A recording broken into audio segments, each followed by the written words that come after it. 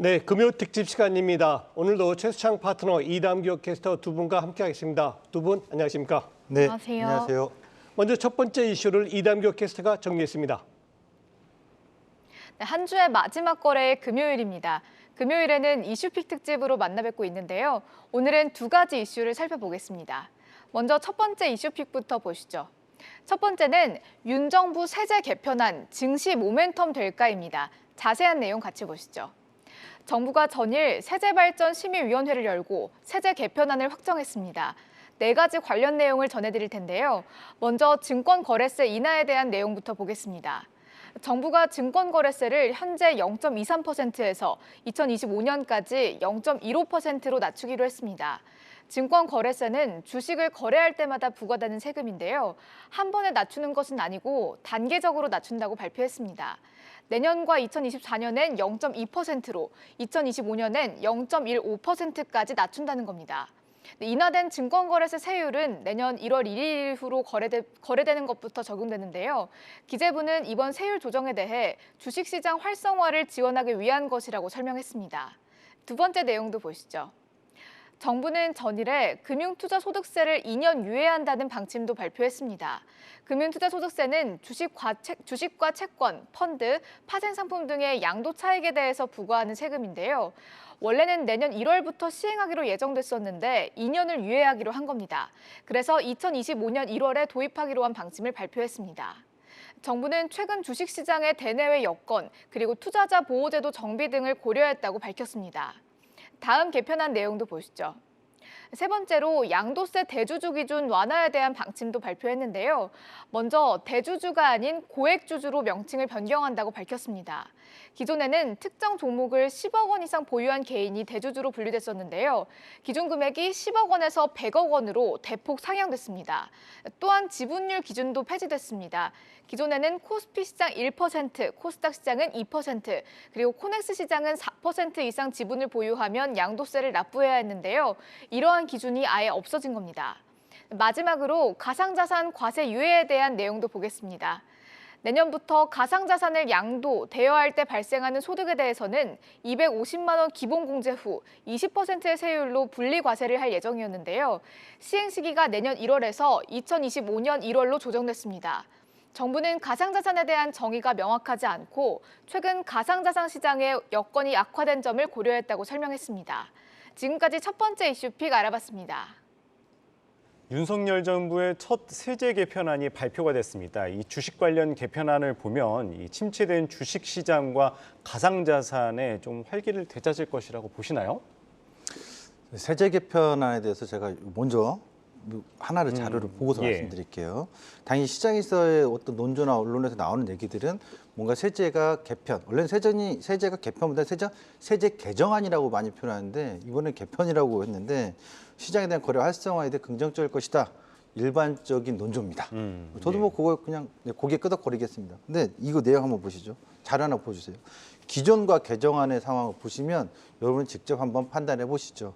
기존에는 2023년도에는 원래 0입니다.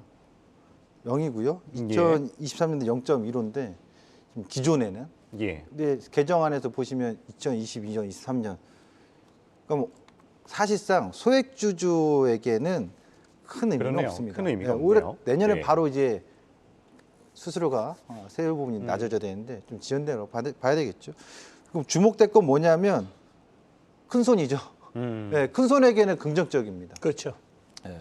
뭐 당연한 거죠. 이거는 뭐 이게 옳고 그름이 아니라 딱 봤을 때 표를 보면 큰 손은 유리한 겁니다. 예, 이게 지금 맞는 겁니다. 이제 보시면 2023년도에는 원래 내년에 0입니다. 네, 농어촌 특별세는 원래 있는 거고 동일한데 그랬죠.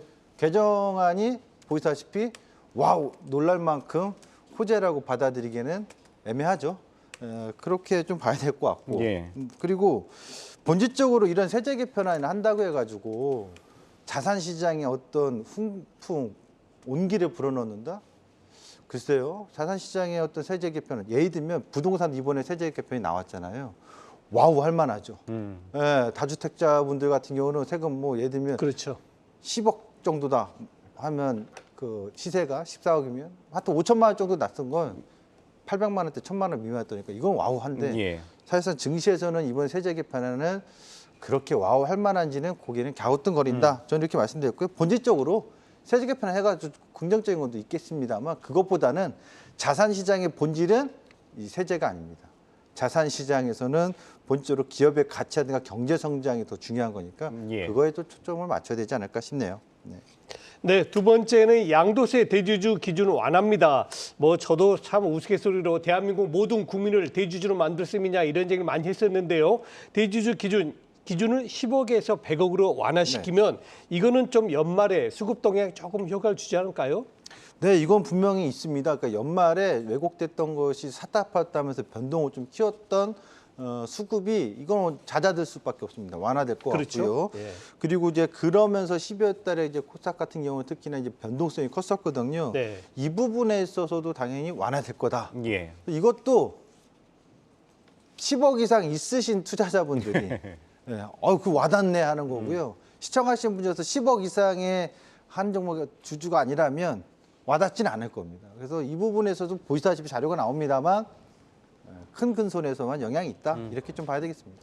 처음에 말씀하신 것처럼 증권거래세 개정안 살짝은 갸우뚱하는 좀 부분이 있는데 그래도 증권주에는 도움이 될까요? 이것도 일반적인 논조는 증시에 어떤 투심이 회복돼서 증권주의 호재다라고 얘기하겠습니다만 그래서 증권주는 증시 상승 효과가 나와야 되고 예. 자산 가치가 올라가야지 증권주 개인 투자분들이 이제 올라가니까 뭔가 더 사야 되겠다 이런데 지금 불 붙는 상황은 아니잖아요. 그럼 불이 붙을 때까지는 투심이 선행될 때까지 증권주 회복은 좀 아직은 좀 어렵지 않겠느냐 이렇게 좀 봐야 되겠고요.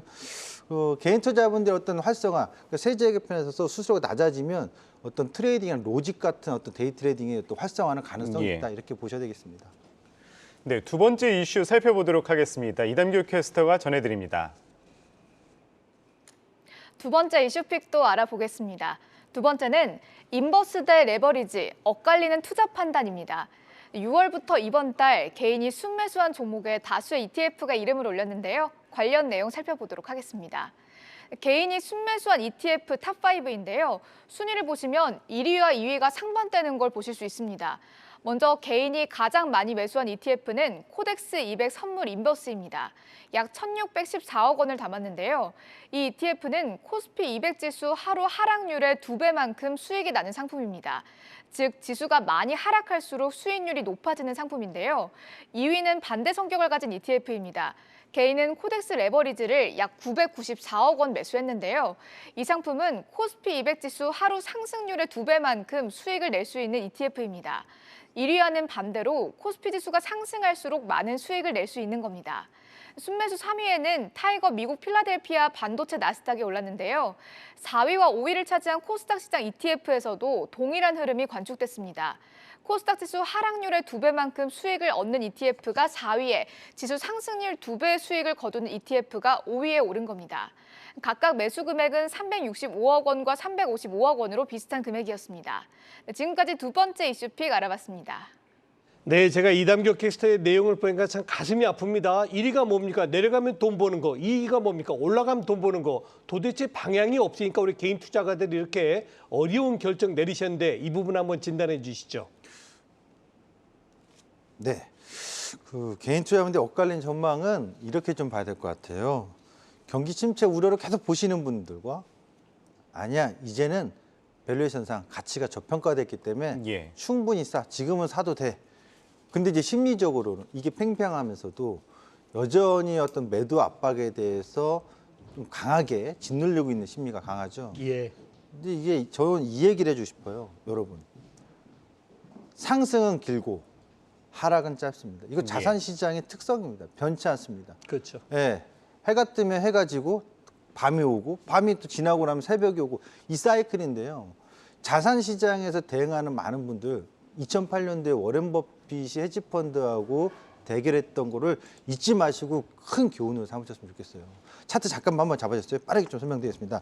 2008년도에 이때 당시 보시면 이게 2008년도 당시에 새해 첫날 들어와서 S&P 500 ETF를 산 거예요. 예. 지수 추종 인덱스 펀드를. 워렌 버핏은 이거 하나 사놓고 아무것도 안 했습니다.